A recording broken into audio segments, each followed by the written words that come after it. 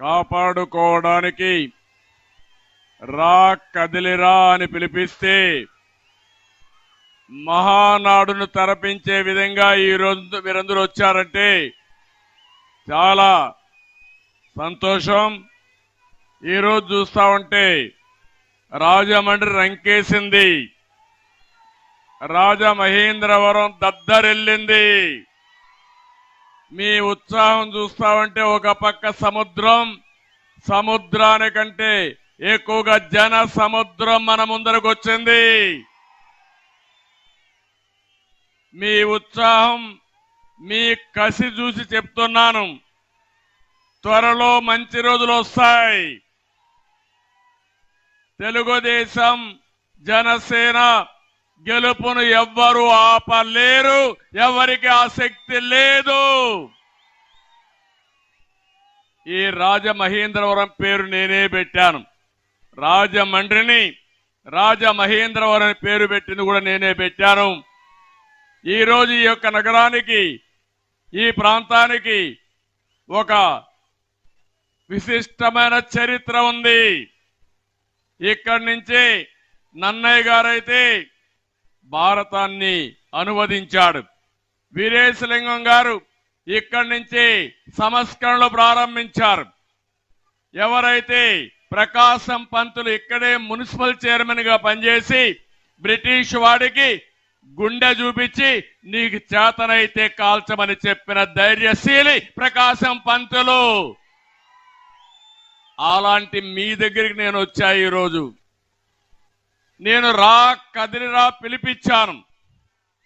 మీకందరికి అనిపించవచ్చు ఇది నా కోసరమో, పవన్ కళ్యాణ్ కోసరమో, తెలుగుదేశం కోసరమో, జనసేన కోసరం కాదు. ఈ రాష్ట్రాన్ని కాపాడుకోవాలి, భావితరాల భవిష్యత్తు కాపాడుకోవాలి. అందుకే నేను మిమ్మల్ని అందరిని అడుగుతున్నా, మేమందరం తప్పకుండా పోరాడతాం, విజయం మనదేని గట్టిగా చప్పట్లు కొట్టి హర్షాన్ని, ఆమోదాన్ని తెలియజేయండి.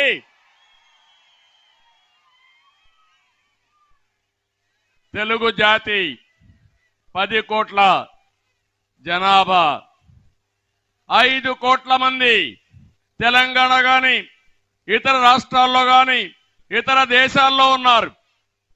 5 కోట్ల మంది మన రాష్ట్రంలో, ఆంధ్రప్రదేశ్ రాష్ట్రంలో ఉన్నారు. ఈ రోజు మీరు చూస్తే, ఆ రోజు నేను దూరదృష్టితో ఒక విజన్ ఇచ్చాను, హైదరాబాద్ ని అభివృద్ధి చేశాను. ఈ రోజు ప్రపంచ పటంలో పెట్టాం. ఈ రోజు మీరు చూస్తే తెలంగాణ రాష్ట్రం దేశంలోనే తలసరి ఆదాయంలో నెంబర్ 1 అంటే ఆ రోజు తెలుగుదేశం పార్టీ వేసిన ఫౌండేషన్ ని మీరందరూ అర్థం చేసుకోవాల్సిన అవసరం ఉంది. ఇంకో పక్కన మీ ఊర్లో మీరు చూడండి, 10 మంది 20 మంది, కొన్ని గ్రామాల్లో 100 మంది వేరే రాష్ట్రాలకు వెళ్ళారు, వేరే దేశాలకు వెళ్ళారు. ఆ రోజు నేను ఒక ఆయుధం వాళ్ళకి ఇచ్చా, ఆ ఆయుధమే ఐటీ. అక్కడ వాళ్ళకంటే ఎక్కువ డబ్బులు సంపాదిస్తారు, అవునా కాదా అని మిమ్మల్ని అడుగుతున్నా.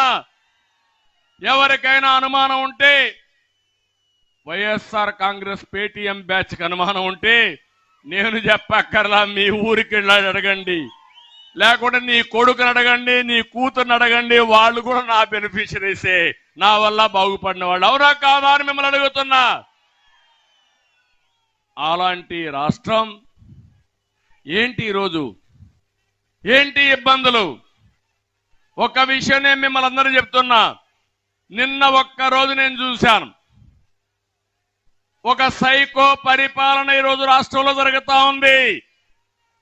ఒక మానసిక రోగి ఈ రాష్ట్రాన్ని పరిపాలిస్తున్నాడు.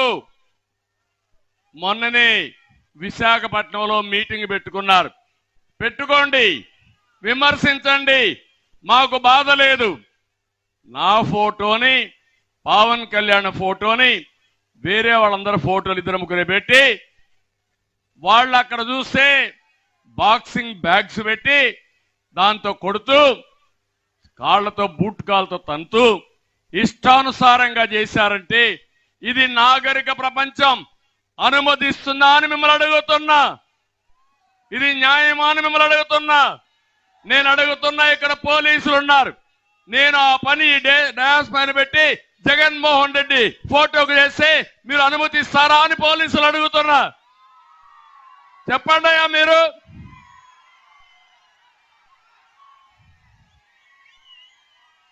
ఏం చేశారు మీరు విశాఖపట్నంలో? చేతగాని వ్యక్తులుగా మీరు చూస్తున్నారంటే మేము పడేది ఈ ప్రజల కోసం పడుతున్నాం కానీ ఈ సైకో కోసం కాదు. ఒక్క నిమిషం పని నాకు అది. ఎందుకు మీ విషయం చెప్తున్నానంటే రాజకీయాల్లోకి వచ్చాం కాబట్టి ప్రజల్ని కాపాడుకోవాలి, రాష్ట్రానికి న్యాయం జరగాలి. దుర్మార్గుడి చేతుల్లో నుంచి రాష్ట్రాన్ని కాపాడాలంటే ఇలాంటి పనికి మాలిన పనులు, పనికి మాలిన సంస్కృతి రాజకీయాలకు తెచ్చాయంటే ఏమనాల తమ్ముళ్ళు? అందరూ గట్టిగా చప్పట్లు కొట్టి నిరసన తెలియజేయండి. ఇది తప్పని చెప్పండి. అది అయిన తర్వాత ఇంకొక బాధేస్తుంది.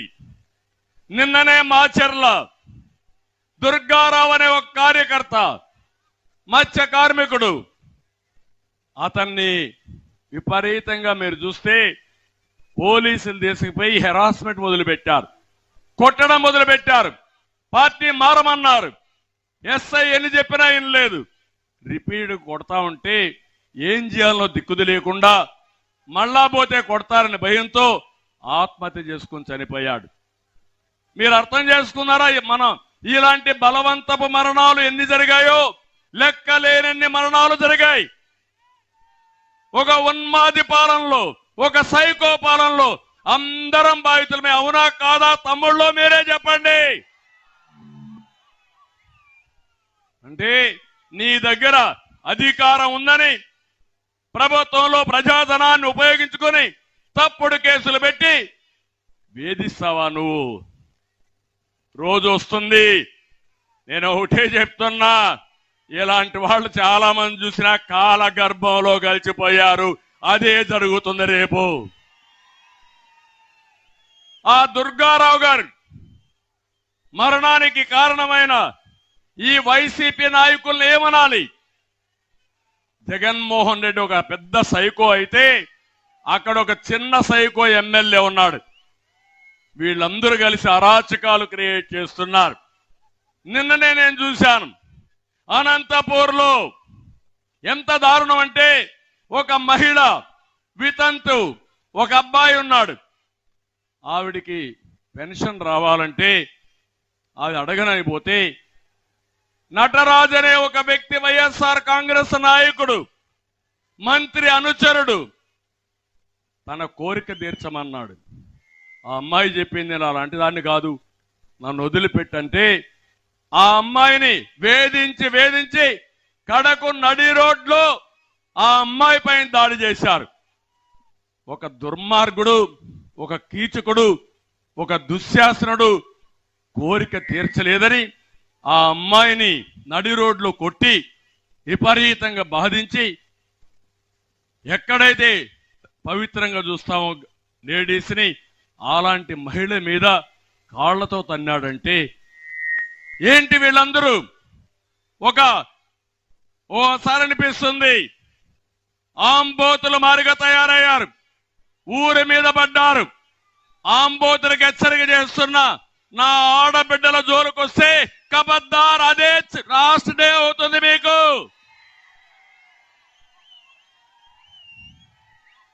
సిగ్గుందా ముఖ్యమంత్రిని అడుగుతున్నా? నువ్వు సైకో అవునా కాదని అడుగుతున్నా. అంటే ఎక్కడికి పోతున్నాం ఈ రాష్ట్రంలో? నిన్ననే ఒక సీనియర్ నాయకుడు కన్నా లక్ష్మీనారాయణ నియోజకవర్గానికి పోతే అక్కడ ఒక సైకో ఉన్నాడు, ఆంబోత రాంబాబు. ఆయన మీద దాడి చేస్తాడు. చెప్తున్నా, ఆంబోతు నీ కళ్ళు వేస్తా, వదిలిపెట్టాం, వడ్డీతో సహా చెల్లిస్తా, కబద్దార్ జాగ్రత్తగా ఉండమని హెచ్చరిస్తున్నా. ఈ రాజమహేంద్రవరం నుంచి గర్జిస్తున్నా. ఇంకొక పక్క నిన్ననే మీరు చూశారు, తిరుగుబాటు ప్రారంభమైంది వైఎస్ఆర్ కాంగ్రెస్ పార్టీలో. తమ్ముళ్ళు, ఇప్పుడు వాళ్ళు చూస్తామంటే ఆ పార్టీలో ఎమ్మెల్యేలుగా పోటీ చేయాలంటే భయపడిపోతున్నారు, పారిపోతున్నారు. ఇప్పటికే మీరు చూస్తే 68 మందిని తీసేశారు. అందులో 29 మందికి సీట్లే ఇవ్వాల. బదిలీలు, ఇది ఒక రాజకీయ క్రీడ. నా జీవితంలో బదిలీలు ఎప్పుడూ చూడలా. మొట్టమొదటిసారిగా ఇక్కడ చల్లని చెత్తని ఇంకొక ఊరికి పంపిస్తున్నారు. అంటే నేను అడుగుతున్నా, ఒక ఊర్లో చెత్త ఇంకొక ఊర్లో బంగారం అవుతుందా తమ్ముళ్ళు అని మిమ్మల్ని అడుగుతున్నా. మొత్తం దళితులకే దీంట్లో ఎగ్గొట్టారు.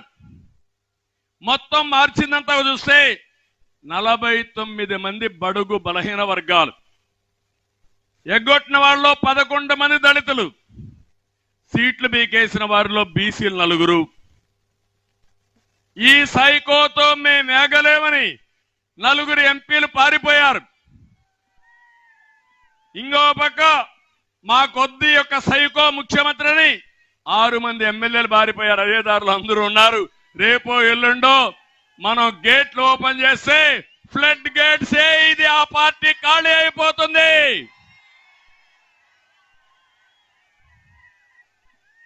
ఇంకో పక్కన ఒక 2 ఎమ్మెల్సీలు కూడా రాజీనామా చేసేశారు. నీతో మేము ఆగలేము, మాకొద్దని. మీరు ఒకసారి చూస్తే మొత్తం బదిలీ చేసిన వాళ్ళు మీరు చూడండి. తానేటి వనిత ఎస్సీ, చెల్లబోయిన వేణుగోపాలు, చెల్లని వేణుగోపాలు బీసీ, జోగి రమేష్, విడతల రజని, ఆదిమూలం సురేష్, మేరుగ నాగార్జున, గుమ్మనూరు జయరాం, ఉషశ్రీ చరణ్, నారాయణ స్వామి, గుడివాడ అమర్నాథ్. 10 మంది మంత్రులు అవుట్ అయిపోయారు, అప్పుడే ఓడిపోయారు. Game is over. అవునా కాదా తమ్ముళ్ళు అని మిమ్మల్ని అడుగుతున్నా. గెలుపు మంది అవునా కాదా అని మిమ్మల్ని అడుగుతున్నా. ఎప్పుడైతే తెలుగుదేశం జనసేన పొత్తనంగానే ప్యాంట్లు తడిచిపోయినాయి, డైఫర్లు వేసుకొని తిరుగుతున్నారు ఇప్పుడు వీళ్ళు. రేపో ఎల్లుండో మీరు మీ పార్టీ వెంటిలేటర్ పైకి పోతారు భయపడిపోయి. ఆ రోజు ఎక్కువ రోజుల్లో లేదు. అవునా కాదా అని మిమ్మల్ని అడుగుతున్నా. తమ్ముళ్ళు, నిన్న ఒక ఎమ్మెల్యే అడిగాడు, ఈ ముఖ్యమంత్రిని సమాధానం చెప్పమంటున్నా. ఒక ఆయన సత్యవేడులో ఆదిమూలం ఒక ఎమ్మెల్యే, ఆయనకి ఏం చేశారంటే సీట్ ఇవ్వకుండా ఎంపీగా ఇచ్చారు. అతను నీతి ఉండేవాడు కాబట్టి ఒక మాట అన్నాడు, నన్ను ఎంపీగా పంపించారు, దేనికి పంపించారో చెప్పమన్నాడు. కాదు, నీ మీద బాగాలేదు, అందువల్ల నిన్ను ఎంపీగా పంపిస్తామన్నారు. అంటే నా మీద బాగాలేదని ఎవరు చెప్పారు మీకు అన్నాడు. పక్కనే ఇక్కడే ఉన్నాడు పెద్ద పోటుగాడు, వస్తా ఉంటాడు ఒక ఆయన, మిథున్ రెడ్డి అని మీ దగ్గరికి. వాళ్ళ నాన్న అక్కడ ఒక దళితుడికి సీట్ ఇవ్వకుండా చేయడానికి కారకుడయ్యాడని సీఎం ముందరనే చెప్పాడు.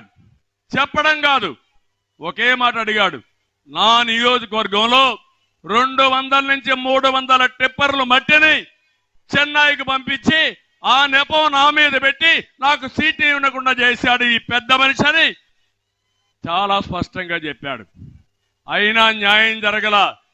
అందుకే నేను అన్నాడు, నాకు ఈ ఎంపీ వద్దు, మీ పోటీలో నేను పోటీ చేయను, మీ పోటీకి రామ్ రామ్ అని రాజీనామా చేసే పరిస్థితికి వచ్చాడు. నేను అడుగుతున్నా, ఆది మూలం పైన మీరు యాక్షన్ తీసుకున్నారు, మీరు సీట్ ఇవ్వలేదు. మీ పెద్దిరెడ్డి 200 నుంచి 300 టిప్పర్లు బట్టి మట్టి ఏ దొరికితే తినేశాడు. యాక్షన్ తీసుకునే ధైర్యం నీకుందా అని అడుగుతున్నా. పెద్దిరెడ్డికి ఒక న్యాయం, ఆది మూలానికి ఒక న్యాయమా అని మిమ్మల్ని అడుగుతున్నా. పెద్దిరెడ్డి ముఖ్యమంత్రికి వాటాదారుడు, భాగస్వామి, పాపం అమాయకుడు, ఎస్సీ షెడ్యూల్ కులం, అడిగేవాడు లేడు, తీసిపారేశాడు. ఇది న్యాయమానం మిమ్మల్ని అడుగుతున్నా. ఇలాంటి మీరు చూస్తే కొల్లలు జరిగే పరిస్థితికి వచ్చింది. ఇంకో పక్క నిన్నే నేను చూసా, కడపలో ఒక ఎమ్మెల్యే వెళ్ళాడు ముఖ్యమంత్రి దగ్గరికి. మాట్లాడుతూ ఉంటే సర్వే రిపోర్ట్లు వచ్చాయి, నీకు బాగాలేదు అన్నాడు. ఎవరు? ముఖ్యమంత్రి అన్నాడు. దానికి ఆ ఎమ్మెల్యే అన్నాడు, నాకు బాగలేదంటావేంటి, నేను 24 గంటలు ఊరిలో ఉన్నానంటే, కాదు సర్వే రిపోర్ట్ అన్నారు. ఏ సర్వే రిపోర్ట్ వచ్చిందో నాకు తెలియదు. నేను 24 గంటలు ప్రజలతోనే ఉన్నాను. నేను ఎక్కడ కూడా మర్డర్లు చేయలేదు, మర్డర్లు చేసిన వాళ్ళని సపోర్ట్ చేయలేదు. నీ ఇష్టం వచ్చింది చేసుకోమంటే ముఖ్యమంత్రి కోప్పడితే ఒకే మాట చెప్పాడు, హోల్సేల్ గా రాష్ట్రంలో అవినీతి జరుగుతా ఉందని దేశం అంతా చెప్పుకుంటా ఉంది, నువ్వు నా మీద మాట్లాడతావని చెప్పి బయట వచ్చాడు. తిరుగుబాటు వైఎస్ఆర్ కాంగ్రెస్ పార్టీ ఎమ్మెల్యేలో ప్రారంభమైంది. ఎన్నికల ముందే ఈ పార్టీ ఓడిపోతుంది, ఎన్నికలు అవుతానే ఖాళీ అయిపోతుంది. ఆ పార్టీ ఉండదు తమ్ముళ్ళు, గుర్తుపెట్టుకోండి. నేను అందుకే ఒక్క విషయం మిమ్మల్ని అడుగుతున్నా. ఈ రోజు నేను వచ్చింది మళ్ళా మాకు అధికారం కోసం కాదు, ఈ రాష్ట్రాన్ని కాపాడుకోవడానికి మీరందరూ ముందుకొస్తారా లేదా అని మిమ్మల్ని అడుగుతున్నా. నిన్న ఒక్కరోజే 4 సంఘటనలు మీరు చూశారు. ఒక ఆడబిడ్డకు రక్షణ లేదు. ఒక వ్యక్తి ప్రజాస్వామ్యంలో ఇష్టమైన పార్టీలో పనిచేయడానికి వీలు లేదు, బానిస జీవితాన్ని గడపాలి. ఒక ఎస్సీకి న్యాయం జరగదు. ఇంకొక పక్క ఒక అమ్మాయికి అరాచకంగా నడి రోడ్లో కోరిక తీర్చలేదని ఇష్టానుసారంగా చేసి అడిగే నాదుడు లేడు. రేపు ఇవన్నీ చూస్తే ఈ రాష్ట్రం ఏమవుతుందనేది నా ఆవేదన, బాధ. అందుకే చెప్తున్నా, ఈ రాష్ట్రాన్ని కాపాడుకోవడానికి మన పిల్లల భవిష్యత్తు కోసం నేను వచ్చా. ఆశీర్వదిస్తామని గట్టిగా చప్పట్లు కొట్టి సమర్థించండి. అందుకే కదిలిరా పిలిపించాను. ఇది ఒక్కరి కార్యక్రమం కాదు, 5 కోట్ల మంది కార్యక్రమం. నిన్నే అంటున్నాడు స్టార్ క్యాంపెయినర్స్ ఎవరు లేరని, నీకెవ్వరు ఉండరు. 5 కోట్ల మంది కూడా ముక్త కంఠంతో సిద్ధంగా ఉన్నారు నిన్ను దించడానికని మరొక్కసారి ఈ సమావేశంలో హెచ్చరిస్తున్నా. తమ్ముళ్ళు, నేను అడుగుతున్న ఎక్కున్నారు చాలా మంది యువత, ఏం తమ్ముళ్ళు ఉద్యోగాలు వచ్చాయా? జాబ్ క్యాలెండర్ వచ్చిందా? డిఎస్సి పెట్టాడా? ఎవరికైనా ఉద్యోగం వచ్చిందా? ఆ రోజు ఏం చెప్పాడు? 5 ఏళ్ళు అయిపోయింది, ఇప్పటికి కూడా ఒక ఉద్యోగం ఇవ్వాలా? ఇచ్చాడా అని అడుగుతున్నా మిమ్మల్ని. కానీ ఉద్యోగం అడిగిన వాళ్ళకి గంజాయి ఇస్తున్నాడు. గంజాయి దొరకని ప్లేస్ ఏదైనా ఉందా అని మిమ్మల్ని అడుగుతున్నా. గంజాయి వల్ల మన పిల్లలు నాశనం అయిపోతారని ఆ రోజు మేము పోరాడాం. గట్టిగా పోరాడితే తెలుగుదేశం పార్టీ ఆఫీసు పైన దాడి చేశారు, నా ఇంటి పైన దాడి చేశారు.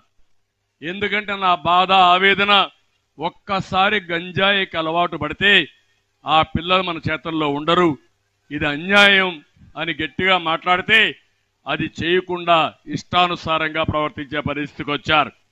ఇప్పుడు రాజమండ్రిలో చూస్తున్నా, మన నాయకులు చెప్తున్నారు గంజాయి ఎక్కడ కావాలంటే అక్కడ దొరుకుతా ఉంది. ఆకుకూరలు దొరకవు కానీ గంజాయి మాత్రం అన్ని దిక్కడ దొరికే పరిస్థితికి వచ్చింది. మనం గంజాయి వేసుకొని ఆకుకూర కింద వంట చేసుకోవాలి. ఇప్పుడు ఏంటి అన్యాయం? ఇంకో పక్కన మీరు చూస్తే వీళ్ళకి అదనంగా బ్లేడ్ బ్యాచ్ ఒకటి వచ్చింది. బ్లేడ్ బ్యాచ్, గంజాయి బ్యాచ్ రెండు కలిసి అరాచకాన్ని సృష్టించే పరిస్థితికి వచ్చారు. నేను అందుకనే మిమ్మల్ని అందరినీ ఒకటే కోరుతున్నా, ఈరోజు తమ్ముళ్ళు మళ్ళీ మీకు ఉపాధి కావాలంటే, మీ భవిష్యత్తు బాగుండాలంటే జనసేన తెలుగుదేశం పార్టీని బలపరచండి. ప్రతి సంవత్సరం 4 లక్షల ఉద్యోగాలు, 5 ఏళ్లలో 20 లక్షల ఉద్యోగాలు ఇప్పించే బాధ్యత నాదని మీ అందరికి హామీ ఇస్తున్నాం, మాదని మీ అందరికి హామీ ఇస్తున్నాం.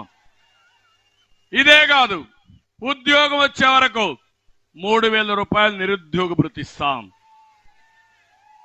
వర్క్ ఫ్రం హోమ్, ఎక్కడికి పోవక్కర్లా, మీ ఇంట్లో మీరు కూర్చొని పనిచేసే విధానానికి శ్రీకారం చుడతాం. ఇంట్లో బోరు కొడితే నేరుగా మండల హెడ్ క్వార్టర్లో ముఖ్యమైన గ్రామంలో వర్క్ స్టేషన్లు పెడతాం. అక్కడ పని చేసుకొని ఇంటికి రావచ్చు. ఇంకా అవసరమైతే హైదరాబాద్ పోవచ్చు, అమెరికాకు పోవచ్చు. అది చేసే బాధ్యత మాదని చెప్పి నేను మీ అందరికీ తెలియజేస్తున్నా.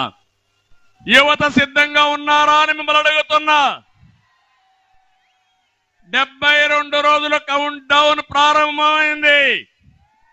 సైకిల్ ఎక్కండి, గ్లాసు పట్టుకోండి, తెలుగుదేశం జనసేన జెండాలు పట్టుకోండి, ఇంటింటికి వెళ్ళండి, ప్రజల్ని మెప్పించండి, వాస్తవాలు చెప్పండి. మీ భవిష్యత్తు బంగారు భవిష్యత్తు చేసే బాధ్యత మాదని మరొక్కసారి యువతకు పిలిపిస్తున్నా. తమ్ముళ్ళు, ఇక్కడ వ్యవసాయం ఏమైనా బాగుందా అని మిమ్మల్ని అడుగుతున్నా. ఏ రైతైనా బాగున్నాడని అడుగుతున్నా. వ్యవసాయ శాఖను మూసేశారు, ఇంకో పక్క ఇరిగేషన్ రివర్స్ చేశారు. అక్వా రైతు, హార్టికల్చర్, అగ్రికల్చర్ రైతు,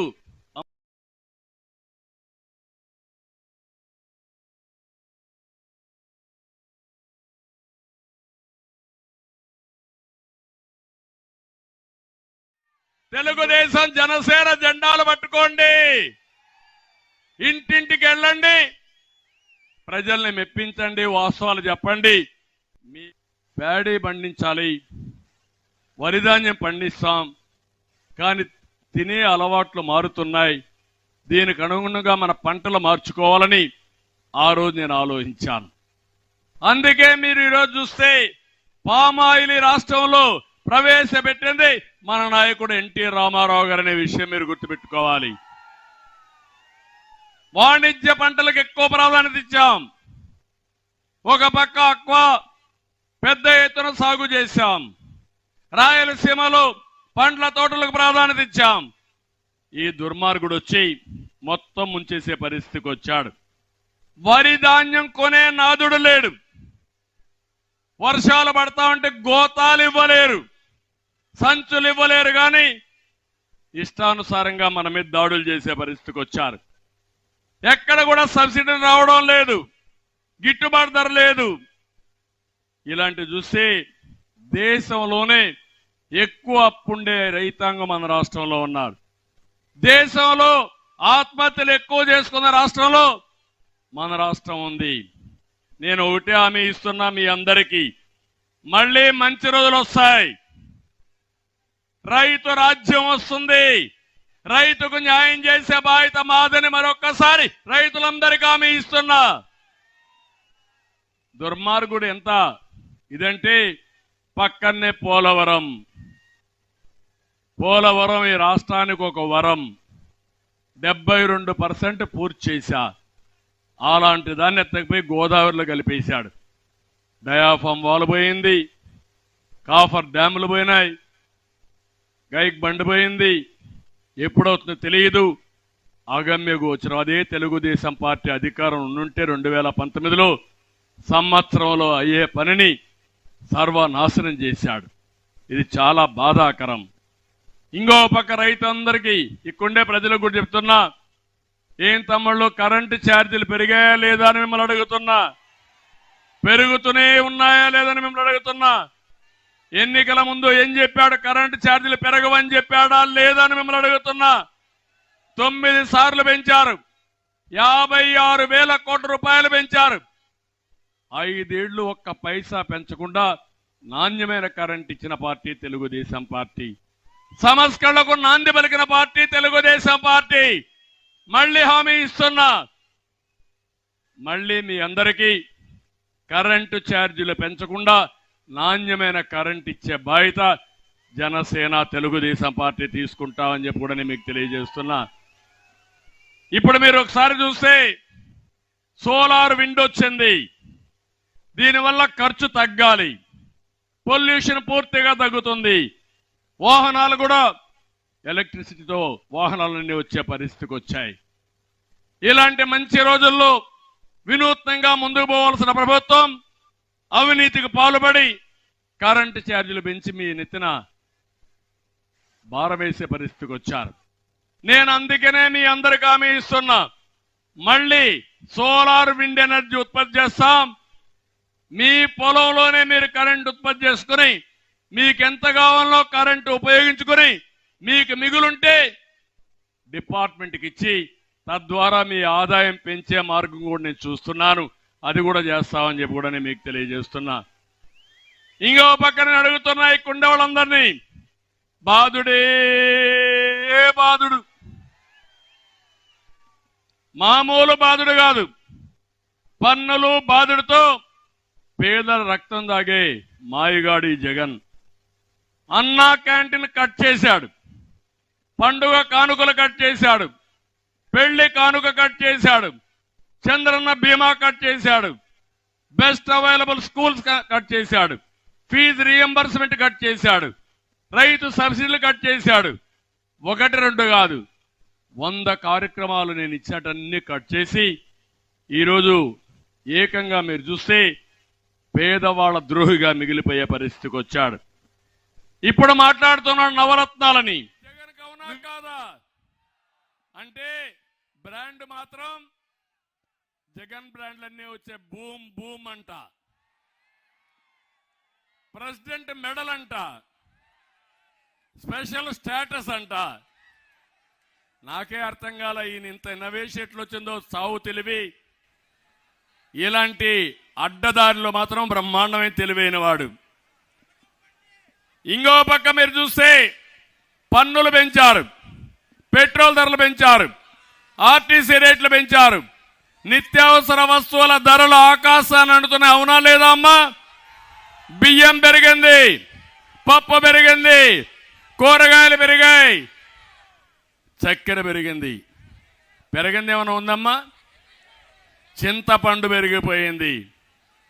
నేను ఒకటి హామీ ఇస్తున్నా, మళ్ళా తెలుగుదేశం పార్టీ వస్తానే జనసేన తెలుగుదేశం పార్టీ ధరలు తగ్గించే బాధ్యత మాదని మీ అందరికీ హామీ ఇస్తున్నా. ఈ దుర్మార్గుడిచ్చే 10 రూపాయలు ఇచ్చి 100 రూపాయలు దోచుకున్న విధానం 5 సంవత్సరాల్లో కనీసం 6 నుంచి 7 లక్షల రూపాయలు ఒక కుటుంబం నష్టపోయారు.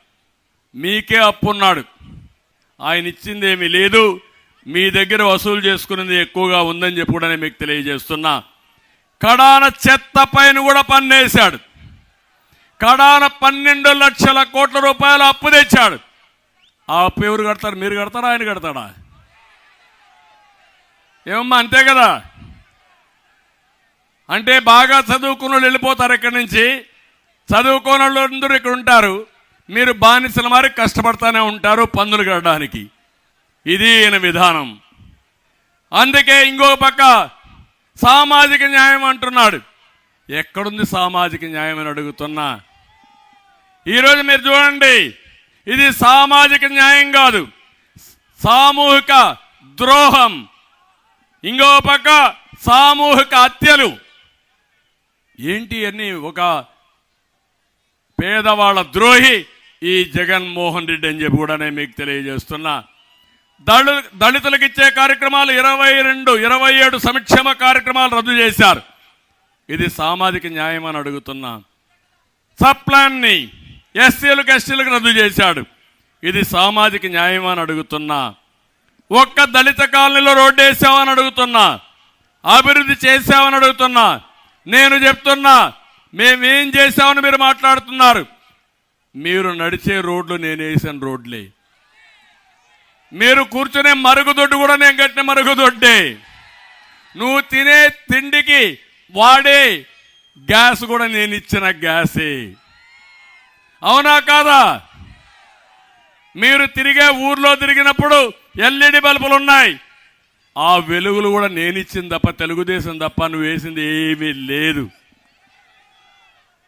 ఇంకో పక్క మీరు చూస్తే బెస్ట్ అవైలబుల్ స్కూల్స్ పథకం రద్దు చేశావు, కులాంతర వివాహాల ప్రోత్సాహాన్ని రద్దు చేశావు, అంబేద్కర్ విదేశ విద్య పేరు అంబేద్కర్ గారి పేరు పెడితే అంబేద్కర్ కంటే గొప్పోడంటే ఆ పేరు తీసి ఈయన పేరు పెట్టుకుంటాడు. అంటే ఏ విధంగా అంబేద్కర్ని కూడా అవమానం చేసే విధంగా ఆయన పేరు తీసేశాడంటే ఇది చాలా దుర్మార్గం అని చెప్పి కూడా నేను మీకు తెలియజేస్తున్నా. ఇవన్నీ కూడా ఇది ఒక పెత్తందారితనం, చెప్పేదంతా నీతులు చెప్తాడు, చేసే పనులు మాత్రం సైకో పనులు చేస్తానే ఉంటాడు. దళితులు ఎవరు కూడా నోరెత్తకూడదు, ప్రశ్నించకూడదు, ఆయన ముందర ఎవరు కూడా నిలబడకూడదు. ఎవరైనా దళిత స్వరం వినిపిస్తే వారు గొంతు నొక్కేస్తాడు, లేకపోతే చంపేస్తాడు. 4.5 ఏళ్లలో 6,000 దాడులు చేశారు, 188 మందిని పట్టున పెట్టుకున్నారు. మాస్క్ అడిగినటువంటి సుధాకర్ని పిచ్చోడిని చేసి చాలా దారుణంగా చంపేశారు. కోడికత్తి శ్రీనివాస్ ఇక్కడే ఉన్నాడు, పాపం 5 ఏళ్ల నుంచి జైల్లో ఉన్నాడు. బాబాయిని చంపినటువంటి అవినాష్ రెడ్డి మాత్రం రోడ్డు మీద తిరుగుతున్నాడు, కోడికత్తి శ్రీనివాస్ మాత్రం జైల్లో ఉండే పరిస్థితి వచ్చాడు. ఇది సామాజిక న్యాయం. ఇక్కడే సీతానగరంలో ఇసుక దోపిడీ ప్రశ్నించిన వరప్రసాద్కి గుండు గీయించారు. నాకు తెలుసు, అప్పుడు కూడా చాలా బాధపడ్డాం. ఊరికొక దళితుడిని బలి చేశారు. దళితులకు అన్యాయం చేసిన వ్యక్తి ఇక్కడే మీరు చూశారు. సుబ్రహ్మణ్యం కార్ డ్రైవర్ని చంపేసి డోర్ డెలివరీ చేస్తే, డోర్ డెలివరీ చేసిన వ్యక్తిని పక్కన పెట్టుకొని ముఖ్యమంత్రి ఊరేగుతున్నాడంటే ఇదే సామాజిక న్యాయం అని అడుగుతున్నా. ఇలాంటివన్నీ జరిగే పరిస్థితి వచ్చింది. ఇంకో పక్క నేను ఒకటే మీ అందరికీ కోరుతున్నా, బీసీలు తెలుగుదేశం పార్టీకి వెన్నెముక, బీసీలకు రుణపడున్నాం, తప్పకుండా బీసీ రుణం తీర్చుకుంటాం, సప్లాన్ తెస్తాం, న్యాయం చేసే బాధ్యత తెలుగుదేశం పార్టీదని వెనుకబడిన వర్గాలందరికీ హామీ ఇస్తున్నా. అందుకే బీసీలకు రక్షణ చట్టం తీసుకొచ్చాం, చర్చలు కూడా చేస్తున్నాం. జనసేన తెలుగుదేశం ఇద్దరం కలిసి ఏ విధంగా న్యాయం చేయాలనో న్యాయం చేయడం కోసం తొందరలోనే ఒక ఎలక్షన్ మేనిఫెస్టో తెస్తాం. దీన్ని అమలు చేసే బాధ్యత మేము తీసుకుంటామని మేము చాలా స్పష్టంగా మీ అందరికీ హామీ ఇస్తున్నాను. ఇంకో పక్క ఈరోజు మీరు చూస్తే సామాజిక న్యాయం అని మాట్లాడే పెద్ద మనుషులు సామంత రాజులు పెట్టారు. పెద్దిరెడ్డి, సాయిరెడ్డి, సుబ్బారెడ్డి, సజ్జల రెడ్డి, వీళ్ళది పెత్తనం. కడమంతా కూడా బడుగు బలహీన వర్గాలు వీళ్ళకు ఊడిగం చేయాలి, కాళ్ళు మొక్కాలి. అది వీళ్ళ సామాజిక న్యాయం. ఈ బూటకాలొద్దు, వాస్తవాలకు రమ్మని కూడా హెచ్చరిస్తున్నా. అందుకే మీరందరూ కూడా సామాజిక న్యాయం గురించి మాట్లాడే అర్హత మీకు లేదని హెచ్చరిస్తున్నా.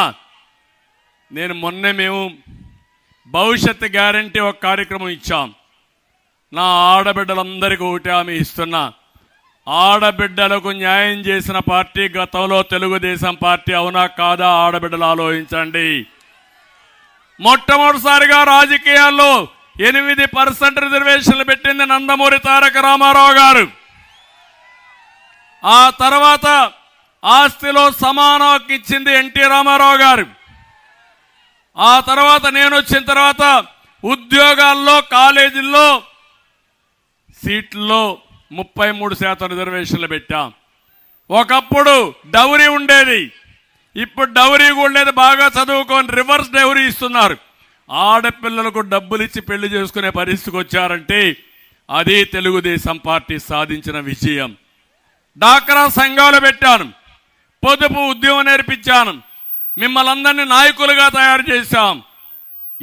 ఇంట్లోనో వంటింటికో లేకపోతే ఇంటికి పరిమితమైన ఆడబిడ్డల్ని బయట వచ్చి స్వేచ్ఛగా ఆర్థిక విషయాలు లావాదేవీల్లో భాగస్వాములు చేశామంటే అది తెలుగుదేశం పార్టీ మీకు ఇచ్చిన వరం అని చెప్పి నేను మీకు తెలియజేస్తున్నా.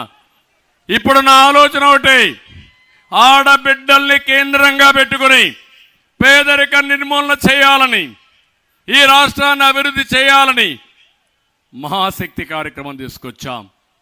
అందుకే ప్రతి ఒక్క ఆడబిడ్డకి 1500 రూపాయలు నెలకు మీ అకౌంట్లో వేసే బాధ్యత మేము తీసుకుంటామని మీ అందరికీ హామీ ఇస్తున్నా. రెండోది, ఏదైతే తల్లికి వందనం కింద ఎంతమంది పిల్లలుంటే అంతమందికి 15,000 రూపాయలు వేస్తామని కూడా మీ అందరికీ హామీ ఇస్తున్నా. ఇవి రెండు కాకుండా ధరలు పెరిగాయి. అందుకే నేనే దీపం పెట్టాం. ఈరోజు మళ్ళా మీకు హామీ ఇస్తున్నా, ప్రతి ఒక్క ఆడబిడ్డకి 3 సిలిండర్లు ఉచితంగా గ్యాస్ ఇచ్చే బాధ్యత తీసుకుంటామని హామీ ఇస్తున్నా. ఆర్టీసీ బస్సుల్లో ఉచిత ప్రయాణ సౌకర్యం ఏర్పాటు చేస్తాం. ఈ 4 చేసి మీ ద్వారా 15 రూపాయలు నేను ఇస్తే 15 రూపాయలని 100 రూపాయలు ఎట్టు చేయాలి, 1000 రూపాయలు ఎట్టు చేయాలి, 10,000 రూపాయలు ఎట్టు చేయాలి, మిమ్మల్ని ఆర్థికంగా వెసులుబాటు తేవడానికి ఏం చేయాలనో చేయించే బాధ్యత మేము తీసుకుంటాం. అదే P4 అన్న, పేదరికం నుంచి ప్రతి ఒక్కరిని పైకి తీసుకొచ్చే విధానానికి తెలుగుదేశం జనసేన శ్రీకారం చుడతాం. ఇది చేసి చూపిస్తామని మరొక్కసారి హామీ ఇస్తున్నా. అందుకే మా ఆడబిడ్డల పైన నాకు ఒక విశ్వాసం, ఒక నమ్మకం. మీకు ఒక అన్నగా, ఒక తమ్ముడుగా మీకు న్యాయం చేసిన పార్టీ తెలుగుదేశం పార్టీ. ఇప్పుడు జనసేన తెలుగుదేశం 2 పార్టీలు కూడా మా ఆడబిడ్డలకు న్యాయం చేస్తామని మరొక్కసారి హామీ ఇస్తున్నా. ఇలాంటి కార్యక్రమాలు చేసినప్పుడు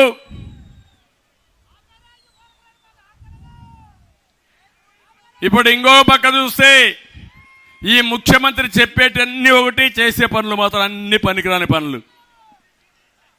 ఆయన పెట్టిన హాస్పిటల్స్ బ్రహ్మాండంగా ఉన్నాయన్నాడు. రెండోది, ఆరోగ్యశ్రీ బ్రహ్మాండంగా జరుగుతుందన్నాడు. ఆరోగ్యశ్రీ జరుగుతా ఉందా అని మిమ్మల్ని అడుగుతున్నా. మీకు డబ్బులు ఎక్కడ ట్రీట్మెంట్ ఇస్తున్నారని మిమ్మల్ని అడుగుతున్నా. 1000 రూపాయల పైన అయితే అందరికీ ఆరోగ్యశ్రీ వర్తిస్తున్నాడు, వర్తిస్తా ఉందా అని మిమ్మల్ని అడుగుతున్నా. కానీ ఇప్పుడు 1000 కోట్ల రూపాయల బకాయిలు ఉన్నాయి. హాస్పిటల్స్ మొరాయించారు, మీ ఆరోగ్యశ్రీ మాకొద్దు, మీ పేషెంట్లు మాకొద్దంటే రౌడీల్ని పంపించి బెదిరిస్తున్నాడు. నేను ఒకటే చెప్తున్నా, ఏమీ భయపడద్దండి, మేము అండగా మీకుంటాం. ఈ పార్టీ పోయే పార్టీ. 95,000 కోట్ల రూపాయలు కాంట్రాక్టర్స్కి బిల్లు పెండింగ్ పెట్టి కాంట్రాక్టర్లు ఆత్మహత్యలు చేసుకుంటున్నారంటే ఇది ఎంత పనికిమాలిన ప్రభుత్వం మీరు ఒక్కసారి ఆలోచించుకోవాల్సిన అవసరం ఉంది. ఇంకొక పక్క మీరు జాగ్రత్తగా ఉండాలి. కొత్తగా మీరు చూస్తున్నారు, పట్టాదారు పాసు పుస్తకం ఉంది కదా, మీ పట్టాదారు పాసు పుస్తకం ఎవరిచ్చారా? భూమి మీ తాతో ముత్తాత ఇచ్చాడు. ఆ పట్టాదారు పాస్బుక్ పైన ఎవరు ఫోటో ఉందో చూసుకున్నారా తల్లి? ఎవరు ఫోటో? జగన్ ఫోటో అవునా కాదా? సైకో ఫోటో అవునా కాదా? పాస్బుక్ మీది, మీ తాత ముత్తాతలు ఇచ్చిన ఆస్తి, ఫోటో అయింది. అంటే మీ అమ్మ తరపున బంధువా, మీ నాన్న తరపున బంధువా? ఈ సైకో మీ ముఖం మీరు చూడాలని నిద్రలేస్తానే. ఇప్పుడు సర్వేలు చేయించారు, సర్వేలో కూడా సర్వే రాళ్ళు వేస్తున్నారు. ఆ సర్వే రాళ్ళలో కూడా మీ యొక్క ఫోటో, ఆయనే ఫోటో. ఎక్కడి నుంచో రాళ్ళు తీసుకొచ్చాడు. 4,000 కోట్ల రూపాయల అవినీతి. అంటే ఇంట్లో ఆయన ఫోటో చూడాలా, పొలం పోతే ఆయన ఫోటో చూడాలా, కడారం మీరు మరుగుదొడ్డికి పోతే కూడా ఆయన ఫోటో చూడాలి. ఇప్పుడు ఇంకో పక్కన మీరు ఒకసారి చూస్తే చాలా దుర్మార్గంగా వీళ్ళు ఇష్ట ప్రకారం ప్రయత్నం చేస్తూ కొత్త భూరక్షణ చట్టం అని ఒక చట్టాన్ని తీసుకొస్తున్నాడు. ఇది భూరక్షణ కాదు, భూభక్షణ.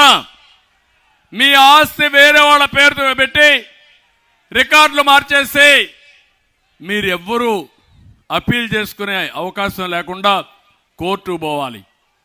ఈ భూరక్షణ చట్టం ఒక బోగస్, ఇది ఒక ఫేక్. ఇది ఈ ఫేక్ ముఖ్యమంత్రి పేదవాళ్ళని బాధ పెట్టడానికి, మీ సొంత ఆస్తులు లాగేయడానికి చేస్తున్నాడు. తెలుగుదేశం వస్తాని ఈ చట్టాన్ని రద్దు చేస్తారని మరొక్కసారి మీ అందరికీ హామీ ఇస్తున్నా. ఇంటింటికి చెప్పండి, ఒకసారి స్టడీ చేయండి. ఇప్పటికే మన భూములు కొట్టేస్తున్నాడు, మన ఆస్తులు కొట్టేస్తున్నాడు. ఇక్కడ మీరు ఒకసారి చూస్తే ఇక్కడ ఆవ భూములు ఉన్నాయి, జ్ఞాపకం ఉందమ్మా మీకు అందరికీ? ఇక్కడ ఆవ భూములు మొత్తం మీరు చూస్తే, ఆవ భూములు చూస్తే 10 లక్షలు కూడా చేయని భూమిని 40 లక్షల రూపాయలకు రిజిస్టర్ చేశారు.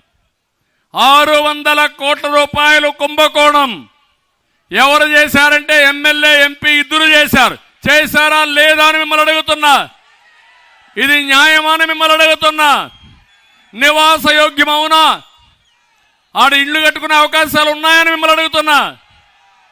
అంటే ప్రజాధనాన్ని ఆరతి కర్పూరం మారిగా మింగేస్తున్నారు దుర్మార్గులు. ఇవన్నీ ఎంక్వైరీలు జరుగుతాయి, వీళ్ళు అంతు తేలుస్తామని కూడా నేను మీకు తెలియజేస్తున్నా. ఇంకో పక్కన టిట్కో ఇండ్లు 6200 ఇండ్లు కట్టాం. రంగులేసుకున్నారు కానీ రంగులు పిచ్చోడు, ఇల్లు మాత్రం పూర్తి చేయాలా? చేశారా అని మిమ్మల్ని అడుగుతున్నా. పేదవాళ్ళకు ఆస్తి ఇవ్వాలనుకుంటే ఇలాంటి దుర్మార్గమైన కార్యక్రమం చేసే పరిస్థితికి వచ్చాడు. కడాన మట్టి కుంభకోణం. పోలవరం కాలువలు మనం దోవితే కాలువల పక్కన గట్లో ఉండే మట్టిని దొంగ వ్యాపారం చేసుకుని పోలవరం కాలువలకు కూడా గండిపడే పరిస్థితి, రక్షణ లేని పరిస్థితి ఇచ్చే పరిస్థితికి వచ్చాడు. పర్యావరణానికి ముప్పు చేసే పరిస్థితికి వచ్చాడు. ఇక్కడే రాజమండ్రి కేంద్రంగా ఇసుక కుంభకోణం ర్యాంపులు పెట్టి దోచేస్తున్నారు. ఏంటి అన్యాయం? నేను వచ్చి చూశాను, అడిగాను, రీచ్ల దగ్గరికి వచ్చి చూపించాను. ఈ రీచ్ ఎవరున్నారో రమ్మన్నాను, ఒక్కడు కూడా రాలా, అక్కడికి పారిపోయారు. అంటే పర్మిషన్ కూడా లేదు, టెండర్ కూడా పిలవలేదు. ఇల్లీగల్గా ఇష్టం వచ్చినట్టు వీళ్ళు ఇసుకను కూడా భోంచేస్తున్నారు. వీళ్ళు మనుషుల రాక్షసులా నాకైతే అర్థం కాల. ఇసుక కుంభకోణం, భూముల కుంభకోణం, మద్యం కుంభకోణం, ఇంకో పక్క ఎక్కడికక్కడ భూగర్భ ఖనిజ సంపద అన్ని దోచుకునే పరిస్థితికి వచ్చారు. నేను ఒకటే ఈ రాజమండ్రిలో మీకు అందరికీ హామీ ఇస్తున్నా, తప్పకుండా తెలుగుదేశం పార్టీ, జనసేన ప్రభుత్వం వీళ్ళు తిరిగిన డబ్బుల్ని కక్కిస్తాం, దోషుల్ని కఠినంగా శిక్షించే బాధ్యత మేము తీసుకుంటాం. ఇక్కడికి వచ్చినప్పుడు ఒక ఎంపీ ఉన్నాడు, రీల్స్ మాస్టర్. పార్లమెంట్లో ఏమీ మాట్లాడు, సోషల్ మీడియాలో మాత్రం రీల్స్ పెడతానే ఉంటాడు. అడిగి గుడ్ మార్నింగ్ చెప్పించుకుంటాడు మీ దగ్గర, అడిగి పూలు చల్లించుకుంటాడు, మళ్ళా వీడియో తీసి మళ్ళా రీల్స్ పెడతా ఉంటాడు. అంటే వీళ్ళంతా పిచ్చోళ్ళంటే ప్రజలను అమాయకులు చేయాలనుకుంటున్నాడు. అందుకే ఆయన చూసిన తర్వాత నీ రీల్స్ చూసి అలసిపోయాం కాబట్టి నువ్వు ఎంపీగా పనికిరావు, ఎమ్మెల్యేగా బొమ్మను ఒక తన్ను దాన్ని రాజమండ్రిలో పడేశారు. ఇతను ఎక్కడ ఏ పని జరిగినా 15% కమిషన్ ఇవ్వాల్సింది. వాటా, నేను కమిషన్ అన్నా, నువ్వు వాటా అన్నావు. ఆవ భూముల కుంభకోణంలో ఈయన వాటా 150 కోట్లు అవునా కాదా అని మిమ్మల్ని అడుగుతున్నా. అలాంటి మహానాయకుడు ఇంకొక ఆయన అనపర్తిలో ఉన్నాడు, ఆయన గ్రావల్ రెడ్డి. ఆయన పనే గ్రావల్ మొత్తం దొవ్వేయడం. ఆయన సతీమణికి కూడా ఇదే పని. ఎమ్మెల్యే అనుచరులు కాపవరం, దొంతమూరులో అక్రమ తవ్వకాల్లో కోట్లు సంపాదించారు. తోడల్లుడు రైస్ మిల్లర్స్ అసోసియేషన్ ప్రెసిడెంట్, అందులో ఒక 30 కోట్లు కొట్టేశాడు. అక్కడుండే మన ఇన్ఛార్జ్ అయితే కొట్లాడుతూనే ఉన్నాడు, గ్రావెల్ మాత్రం ఆపలేకపోయాడు. కేసులు మాత్రం ఉన్నాయి, కోర్టు చుట్టూ తిరిగే పరిస్థితికి వచ్చాడు. ఇది న్యాయం ఈ రాష్ట్రంలో, ఈ జిల్లాలో. ఇంకో పక్క రాజానగరం జక్కంపూడి రాజా బ్లేడ్ బ్యాచ్ లీడరు. ఎక్కడ బ్లేడ్ బ్యాచ్ ఉన్నా ఆయన ఉంటాడు అక్కడ. ఆయన పెద్ద నాయకుడు. పేదల ఇళ్ల స్థలాల్లో 5 లక్షల భూమి 45 లక్షల రూపాయలు రిజిస్టర్ చేస్తాడు. 5 లక్షలకు కొంటాడు, 45 లక్షలకు అమ్మతాడు. గొప్ప నాయకుడు. నామవారం, కొత్త తుంగపాడు, మునగాళ్ళ కొండలు కూడా కరిగిపోతున్నాయి. మహాగణుడు. ఆయన ఏమీ చేయలేడు. ఆయన భోజనమే ఇసుక, లేకుంటే గ్రావెలు. ఇలాంటి నాయకులు ఇక్కడ ఉన్నారు. నిడదవల్లో ఒక ఆయన ఉన్నాడు, శ్రీనివాసుల నాయుడు. రియల్ ఎస్టేట్ వ్యాపారం, వసూళ్లన్నీ ఆయనవే. బకాసుల మాదిరిగా మట్టి ఇసుక మొత్తం పోంచేస్తున్నాడు. ఆయన ఒక పెద్ద నాయకుడు. పక్కనే కొవ్వూరులో ఒక మంత్రి ఉంది.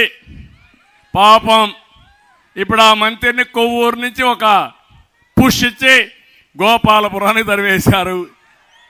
ఆవిడ పంగిడి కుమారదేవంలో ఇసుక, మట్టి, ఎర్రమట్టి అంతా ఆవిడ మొనోపలి. ప్రతి 100 మీటర్లకు ఇష్టారాజ్యంగా ఇసుక ర్యాంపులు పెట్టింది. బ్రహ్మాండమైన వ్యాపారం. గోదావరి మాత్రం ఎప్పుడు దిగిపోతుందో తెలియదు, కానీ వాళ్ళు మాత్రం బాగుపడే పరిస్థితికి వచ్చారు. అక్కడ ఒక దళిత నాయకుడు, ఒక యువకుడు మహేంద్ర ఆత్మహత్య చేసుకునే పరిస్థితి తీసుకొచ్చారు. వాళ్ళంతా ఆందోళన చేశారు. ఈవిడికి ఇప్పుడు సీటు పోయింది. గోపాలపురం తరివేశారు. గోపాలపురంలో ఒక నాయకుడు ఉన్నాడు, ఆయన తలారి వెంకట్రావు. గ్రూప్ తగాదాల్లో సొంత పార్టీ కార్యకర్తలనే బలి తీసుకున్నాడు. గ్రామస్తులు కూడా తిరుగుబాటు చేశారు. ఆయన చూస్తే ఇప్పుడు ఆయన సీటు కూడా పోయి ఇప్పుడు నేరుగా ఆయన కొవ్వూరుకి, ఈవిడ గోపాలపురానికి స్వాపింగ్ పెట్టారు. ఇక్కడ చెత్త అక్కడ బంగారం, అక్కడ చెత్త ఇక్కడ బంగారం. మీరు నమ్మాలి కదా. అదే కణికట్టు అంటారు. ఒకప్పుడు నేను చూసేవాడిని చిన్నప్పుడు. ఊర్లోకి వచ్చేవాడు, ఇప్పుడే చూస్తూ ఉండంటాడు. గుడ్డు పొదిగిందంటాడు, పిల్ల వచ్చిందంటాడు, అదిగో ఎగిరిపోతాను చూడమంటాడు, నువ్వు కాదంటే చూడు అంటాడు. అదే కణికట్టు, అదే జరుగుతూ ఉంది. జగన్మోహన్ రెడ్డి చేసే కణికట్టుని మనం ఆమోదించాలా. నేను చెప్పా జగన్మాయ, మా తమ్ముడు చెప్తాడు జగన్మాయ అంటే వీళ్ళు ఏ విధంగా తయారయ్యారో ఆలోచించమని కోరుకుంటూ నేను ఒకటే మీకు చెప్తున్నా, ఈ గోదావరి తీరాన మనం ఉన్నాం. నేనే గోదావరి పుష్కరాలు పెట్టి ఈ రాజమండ్రిని బ్రహ్మాండమైన టూరిజం హబ్గా తయారు చేయాలనుకున్నాం. దానికి కట్టుబడి ఉన్నాం. తప్పకుండా మళ్ళీ చేస్తామని చెప్పి నేను మీకు హామీ ఇస్తున్నా. ధాన్యం రైతులు ఇక్కట్లు తొలగిస్తాం, అక్వా రైతులను ఆదుకుంటాం. రోడ్లన్నీ అధ్వానంగా అయిపోయినాయి. రోడ్డు మీదనే డెలివరీ అయ్యే పరిస్థితి వస్తూ ఉంది. నేను ఆ రోడ్లన్నీ బాగు చేసే బాధ్యత మేము తీసుకుంటాం. మళ్ళీ ఉచిత ఇసుక విధానం తీసుకొస్తాం. అందరికీ ఉపాధిస్తాం. పంట కాలువల్ని ఆధునీకరణ చేస్తాం. అందుకే నేను అడుగుతున్నా, ఈరోజు యొక్క కలియుగ భస్మాసుడు ఉన్నాడు. మీరందరూ ఆ రోజు మీ నెత్తిన చేయబెడితే, బుగ్గలు చేయబెట్టి ఇది చేస్తే మీరందరూ ఐసైపి ఓట్లు వేసేశారు, వరం ఇచ్చారు. బోలా శంకరుడు మారిగా ఓట్లన్నీ మీరేసి వరం ఇచ్చి ఈరోజు కలియుగ భస్మాసురుని తయారు చేశారు. 5 ఏళ్ళు ఈ భస్మాసురుడు ఎవరి తలపైన చేయబెడితే వాళ్ళు భస్మం అయిపోయే పరిస్థితికి వచ్చారు. నేను కూడా బాధితుడినే, అవునా కాదా అని మిమ్మల్ని అడుగుతున్నా. పవన్ కళ్యాణ్ కూడా బాధితుడే. వేదిక పైన అందరం బాధితులమే. వేదిక పైనుండే మీరు బాధితులే. రాష్ట్రంలో 5 కోట్ల మంది బాధితులమే. 5 ఏళ్లు మనకి దారి దొరకలా. నిన్ననే మీరు చూస్తే మా జయదేవ లాంటి వ్యక్తి, బ్రహ్మాండంగా పోరాడిన వ్యక్తి, నాకు రాజకీయాలు వద్దు, కొంత సమయం విరామం కావాలని విశ్రాంతి తీసుకొచ్చే పరిస్థితి వచ్చాడంటే ఈ సైకో దెబ్బకి అందరూ పారిపోతున్నారు. అందుకే అడుగుతున్నా మళ్ళీ మిమ్మల్ని అందరినీ, ఈ రాష్ట్రాన్ని కాపాడుకుందామా లేదా అని మిమ్మల్ని అడుగుతున్నా. బానిస జీవితాలు కావాలన్నా, ప్రజాస్వామ్యం కావాలన్నా, మీ పిల్లల భవిష్యత్తు బాగుండాలన్నా లేదా? దీనికి ఒకే అవకాశం, అది 72 రోజుల్లో జరిగే ఎన్నికలు. మీ దగ్గర ఓటు ఉంది, వజ్రాయుధం, ఆ ఓటు ఉపయోగించండి, బస్వాసురుని అంతం చేయండి. సిద్ధమా అని మిమ్మల్ని అడుగుతున్నా. కలియుగ బస్వాసురుణ్ణి తుదముట్టిస్తామని గట్టిగా చప్పట్లు కొట్టి చెప్పండి.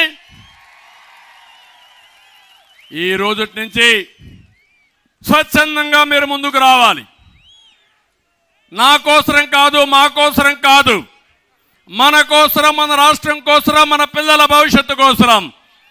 అవసరమైతే 10 రూపాయలు మీరే ఖర్చు పెట్టుకునే చొరవ కూడా తీసుకోవాలి. నష్టపోయిన బాధితులే నాకు క్యాంపెయినర్స్. నష్టపోయిన ప్రతి ఒక్క వ్యక్తి మళ్ళీ నష్టపోకుండా, అధైర్యపడకుండా ముందుకు రమ్మని కోరుకుంటున్నా. సైకో పాలన పోవాలి. ఎవరిని వదిలిపెట్టాడు. కడాన చెల్లెలు లేదు, తల్లి లేదు, బాబాయ్ లేదు, ఎవరూ లేదు. అలాంటి పరిస్థితిలో మనందరి మీద బాధ్యత ఉంది.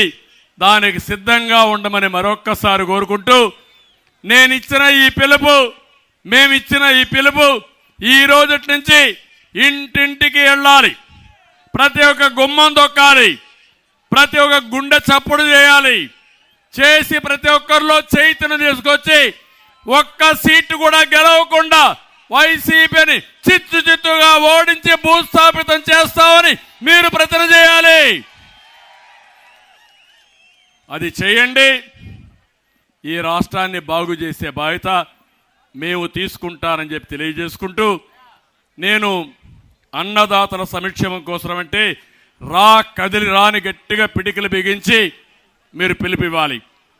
అన్నదాతల సంక్షేమం కోసం గట్టిగా, అన్నదాతల సంక్షేమం కోసం, మన బిడ్డల ఉద్యోగాల కోసం, జీవనాడి పోలవరం కోసం, గంజాయి లేని సమాజం కోసం, బడుగు వర్గాల ఆత్మగౌరవం కోసం, సైకో పాలన అంతం కోసం రాతి యుగం పోవాలి, స్వర్ణయుగం రావాలి.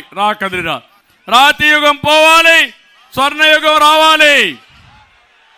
జనసేన తెలుగుదేశం పార్టీ ఐక్యత వర్ధిల్లాలి.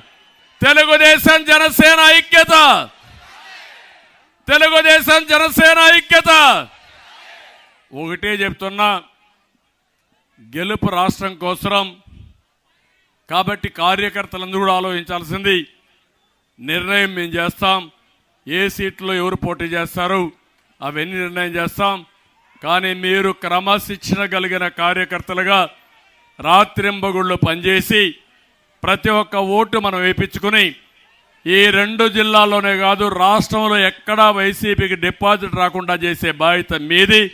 మిమ్మల్ని ఆదుకునే బాధ్యత మాదని మరొకసారి మీ అందరికీ హామీ ఇస్తూ, అందరికీ నమస్కారాలు. మంచి ఎండ, మీ ఉత్సాహం చూసా. హ్యాండ్స్ ఆఫ్, ఎవ్వరు కూడా కదలకుండా ఉన్నారంటే ఇది చూసిన తర్వాత నాకు అనిపిస్తుంది గెలుపు మనదే. దీన్ని ఎవ్వరూ ఆపలేరు. అయితే ఇంట్లో పడుకోవద్దండి, మళ్ళీ గెలుపు మందే అని ఇంట్లో పడుకుంటే ఏమన్నట్టు అవుతుంది. మామూలు గెలుపు కాదు, ఒక హిస్టారికల్ విక్టరీ అవసరం. ప్రజలేంటో చూపించాల్సిన బాధ్యత మన మీద ఉంది. దానికి సిద్ధంగా మనం కోరుకుంటూ అందరికీ నమస్కారాలు. జై Hind. It's about time to break it down. You ready?